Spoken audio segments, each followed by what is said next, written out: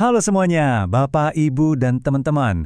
Kalau dengar kata penjurusan di SMA, mungkin yang kebayang tuh ribet, pusing, atau malah ngerasa kayak masuk ke lorong yang sempit, ya kan? Nah, di penjelasan kali ini, kita mau ubah banget cara pandang itu. Anggap aja proses milih mata pelajaran ini tuh kayak petualangan pertama kalian buat ya mendesain masa depan kalian sendiri. Seru banget kan? Yuk kita bedah bareng-bareng. Biar nggak bingung, ini nih peta perjalanan kita. Kita bakal ngobrolin soal era baru kurikulum merdeka, prinsip milih pelajarannya, terus gimana prosesnya, struktur mapelnya kayak apa, alat ukur yang dipakai, dan terakhir, yang nggak kalah penting, peran super penting dari orang tua. Kita bahas satu-satu ya. Oke, langsung aja masuk ke bagian pertama, kurikulum merdeka. Ini beneran era baru buat sistem penjurusan kita.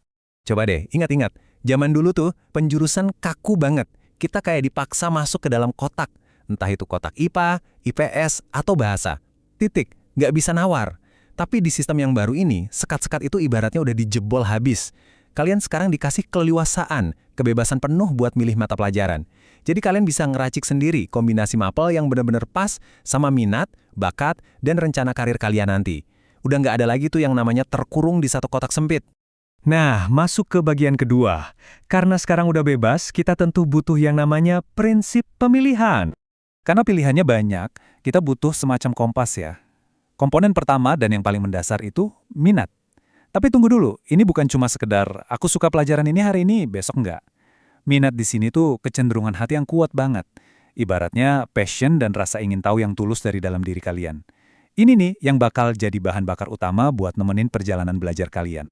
Terus, komponen kedua ada bakat. Seringkali kita mikir bakat itu cuma soal apa yang kita jago sekarang.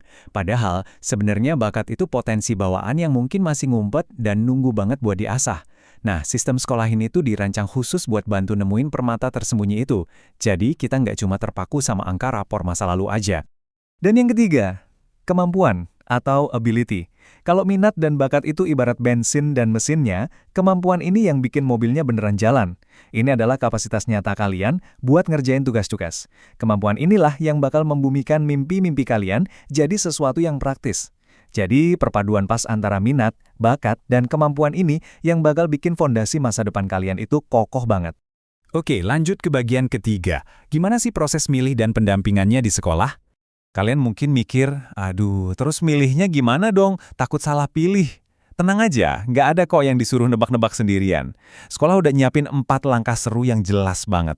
Mulai dari sosialisasi biar paham sistemnya, terus ada pendampingan eksplorasi secara personal bareng guru BK, lanjut ke pendampingan buat benar-benar milih, sampai akhirnya penetapan. Ini tuh ibarat jaring pengaman, jadi setiap keputusan kalian pasti udah dipikirin matang-matang. Dan yang paling bikin lega dari sistem ini tuh, jalur pendampingannya berlapis. Kalau misalnya setelah dapat layanan dasar kalian masih ngerasa bimbang atau bingung, kalian gak bakal dipaksa asal pilih.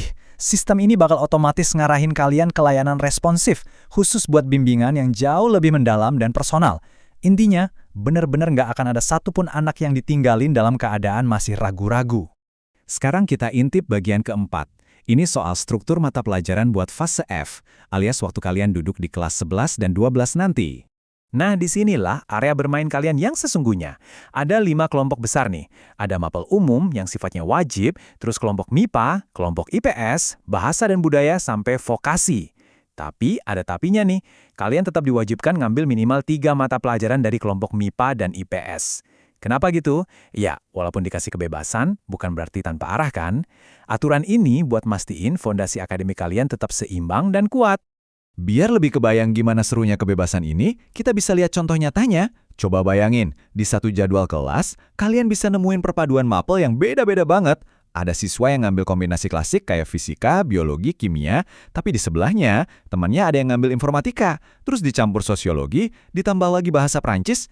Wah, kebebasan buat milih yang tadi kita omongin bener-bener kejadian secara konkret di sini. Kita masuk ke bagian kelima. Ini tentang alat bantu navigasi kalian, kayak tes dan angket. Buat bisa paham potensi diri kalian seobjektif mungkin, sekolah itu pakai instrumen yang canggih dan akurat. Salah satunya adalah laporan hasil pemeriksaan psikologis. Tapi jangan bayangin psikotes yang kaku dan ngebosenin ya. Laporan ini justru kayak cermin resolusi tinggi buat kalian. Dia bakal menda IQ, kemampuan logika, kecerdasan emosional, terus ngasih tahu gaya belajar kalian yang paling optimal itu kayak gimana. Bahkan, laporan ini ngukur profil minat karir kalian secara akurat banget. Selain dari sisi psikologis, ada lagi nih alat tempur yang krusial, angket pilihan minat dan rencana studi. Lembaran ini tuh ibarat wadah buat kalian ngobrol sama diri sendiri.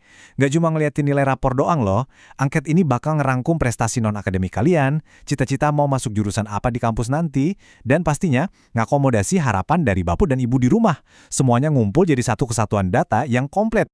Nah, buat ngerangkum semua proses tadi biar gampang dan nggak pusing, semuanya tuh sekarang serba digital. Kalian bakal pakai aplikasi khusus pemilihan mata pelajaran, mulai dari ngisi-ngisi instrumen minat bakat, sampai nanti milih kombinasi paket mapel impian, semuanya bisa beres langsung dari layar HP kalian. Praktis banget, transparan, dan yang jelas bikin urusan birokrasi ini jadi super ringkas. Oh iya, ada satu hal penting banget yang nggak boleh dilewatin.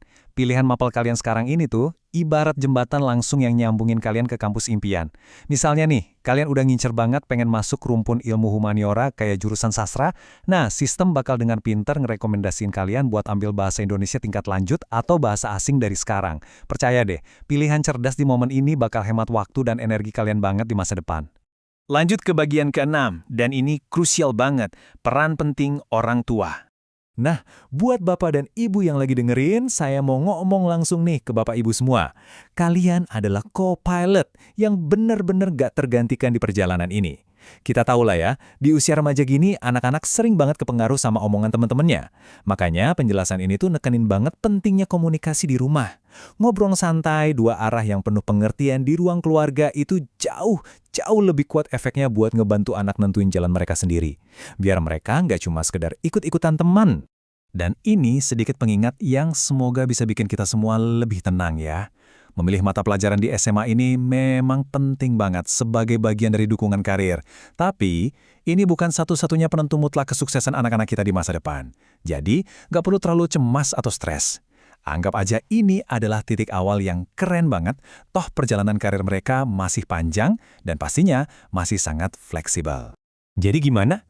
Peta jalannya udah dibentang lebar. Dukungan dari sekolah juga udah solid banget. Plus data-data tentang potensi kalian udah siap di tangan. Pertanyaannya sekarang simpel banget. Apakah kalian siap buat mulai merancang sendiri peta menuju masa depan kalian? Yuk, ambil kemudinya sekarang, ajak Bapak dan Ibu diskusi bareng, dan mulailah petualangan seru ini. Terima kasih udah ngikutin sesi kali ini, dan selamat merancang masa depan yang luar biasa.